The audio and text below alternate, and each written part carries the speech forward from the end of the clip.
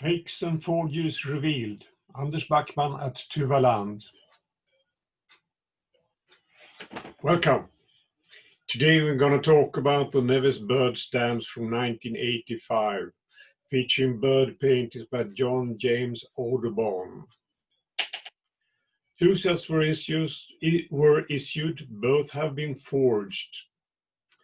We're picking out one stamp from the first set that is very easy to identify whether original or forgery.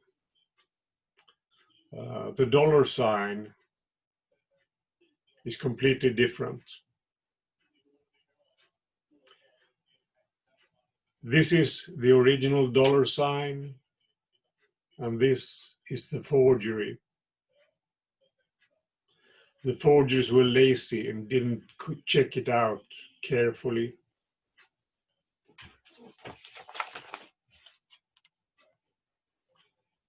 That's all for today.